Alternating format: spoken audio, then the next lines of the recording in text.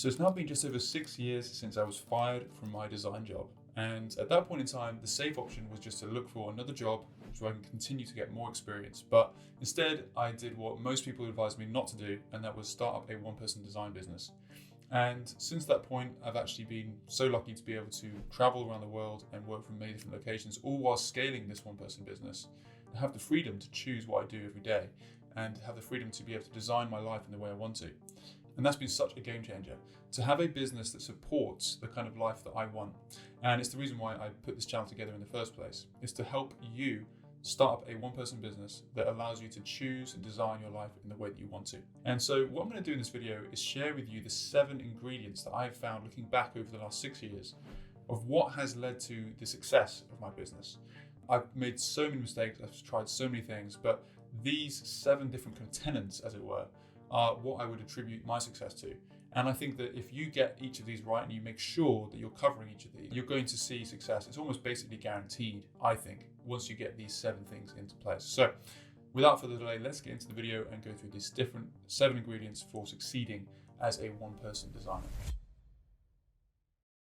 The first ingredient is to have a broad set of skills that are targeted on a specific industry.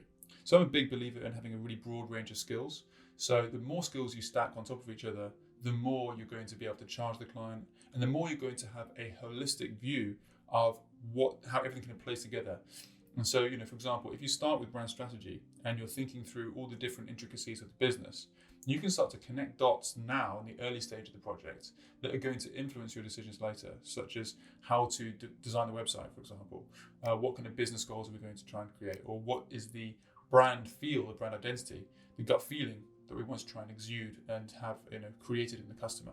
All of these things are going to interlink together, and for you to have a holistic view of what needs to be done is going to be such an amazing and powerful offering. It's going to differentiate you from other designers. And as I say, stacking skills like this basically gives you the opportunity to charge for each skill in its own right. So for example, if you do brand strategy, brand identity design, web design and development, and you include things like marketing or copywriting in that as well, what you can imagine is you're just stacking on top of each other, one service after another.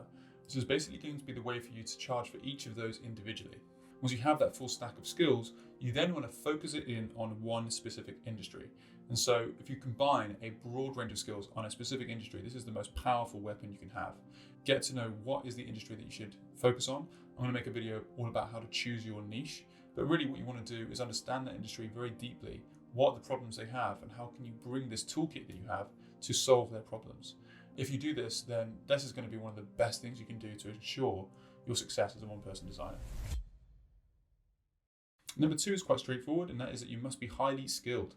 It is so important that you just have this really high standard, this really high bar for what you're trying to achieve with your design style, with your total offering in general, your kind of professionalism. If you have work that's really high level, it's going to bleed through into everything and it's going to make everything easier, right? If a client jumps onto your portfolio and your website and they see really high quality work, that's going to make them want to work with you. There's just no way around that. So really, you're going to make sure that your skill set is of a high level. And the best way to do that is just by getting reps in, getting experience in. If at the beginning you do need to get some experience in an agency or just need to get some experience for free, do that. Get experience under your belt. Get highly skilled and look around at the market and say, how am I comparing to others out there? What is my style like versus some of the best people out there? There's so many resources, so we can now see very clearly and transparently what other people are doing. How do you compare? And if you're not really kind of competing with the high level, you need to ask yourself how you can do that, how you can get to that point.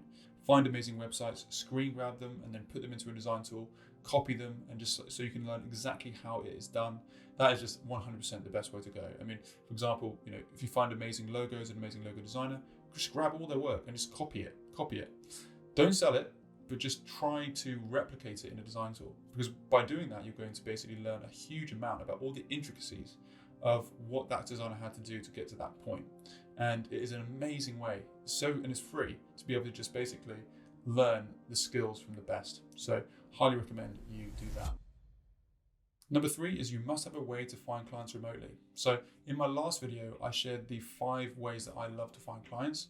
And so if you want to check that out, I'll put a card in the corner. But fundamentally, you need to have a method for finding clients that is fully remote so that you can work with people from around the world.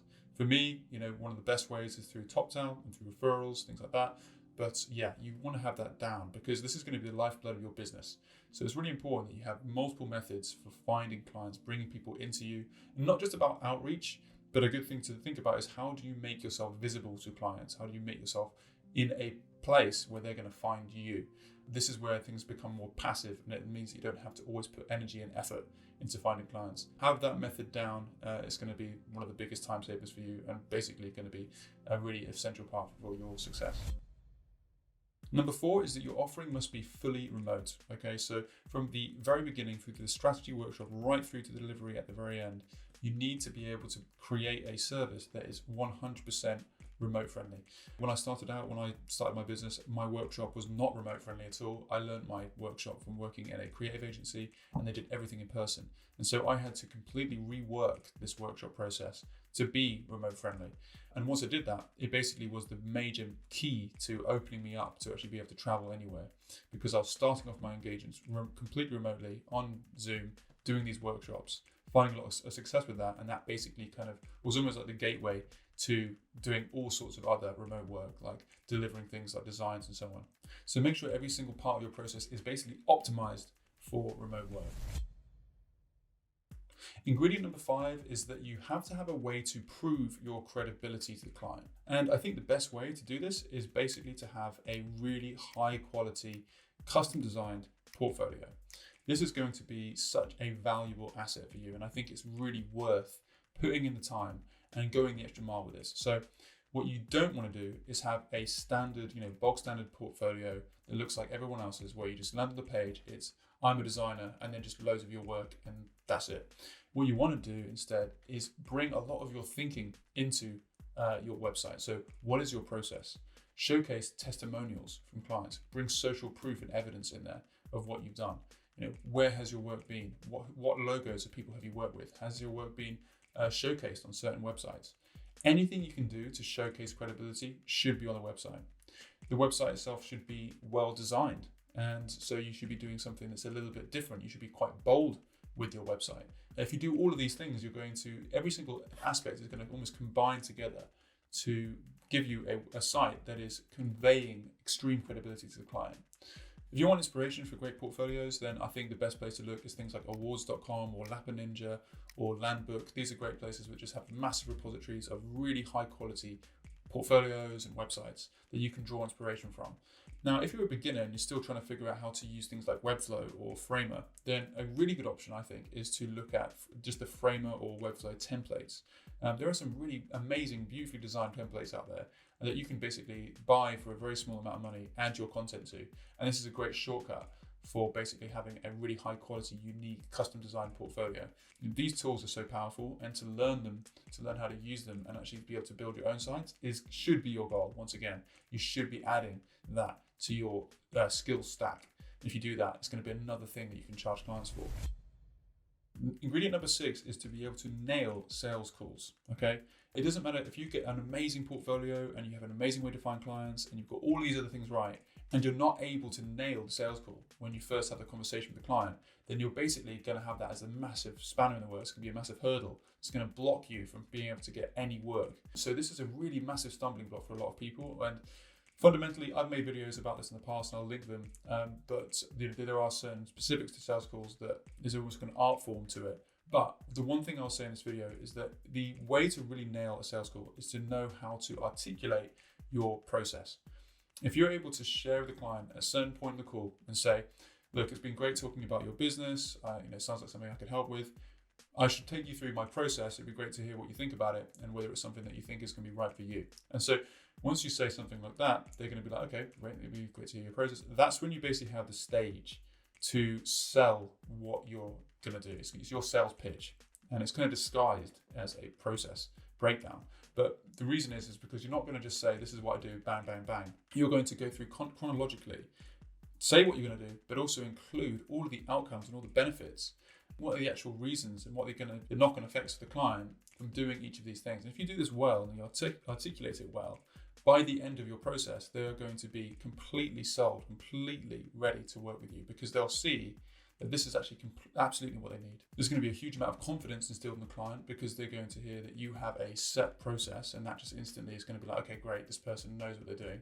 But also they're going to hear all these things that they're going to get out of it and be thinking and imagining, as you tell this kind of story, this narrative, what it's going to be like to work with you. They're going to be imagining what it's like to work with you and coming to the realization that actually you have an offering that cannot really be replicated.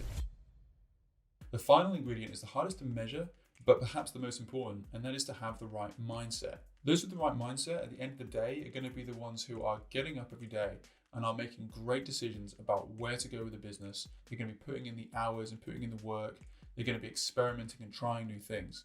And so really fundamentally what you want to do is make sure you're nurturing the right kind of mindset when you're approaching your one-person design business. This includes having very good discipline. So having the mental discipline to know that you will continually work and you will push through the pain barriers when things get tough, or when you need to kind of overcome the desire to procrastinate or to waste time. So you need to be a self-motivator rather than needing someone else to tell you what to do. Also, having a mindset of experimentation is really valuable as a one-person designer. So just approaching your business as a scientist and kind of thinking, what if we tried this? What if I gave this thing a go? What if I tried this new method for finding clients? It may not work, it probably won't work, but I'm going to try it anyway. That kind of mindset is so valuable because at the end of the day, 1 in 5 or something like that is going to work.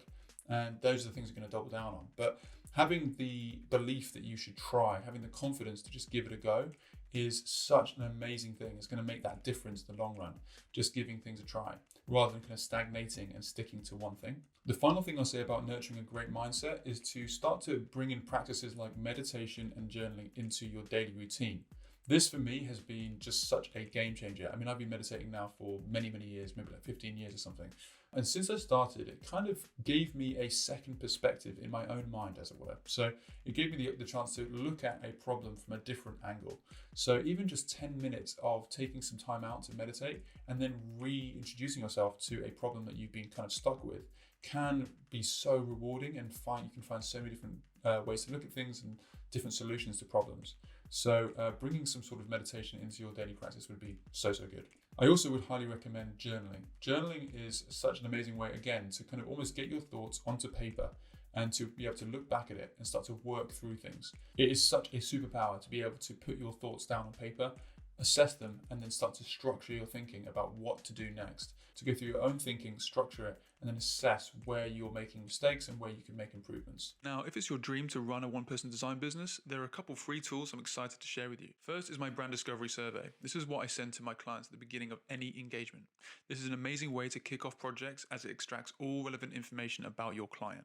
You can get your copy of the exact one I use for free using the link in the description. The second is the Freedom Roadmap. This is a step-by-step guide I absolutely loved putting together. It's basically an actionable guide that will help you run a one-person design business no matter what stage you're at. So if you want to find out where you are on the journey to freedom, there's also a link in the description to download that for free.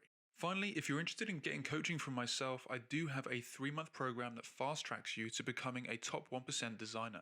During these 3 months, I will personally help you find and close high-paying clients, improve your design skills, create a killer portfolio, and fundamentally help you set up a one-person design business that enables you to design your ideal life. If you'd like to apply for the coaching program, just complete the form linked in my description. And please note that I only take on people that I'm sure I can help. If you're a great fit, then I look forward to speaking with you very soon. And if you haven't already, make sure to give this video a like and subscribe for more videos like this. Cheers and have a superb day.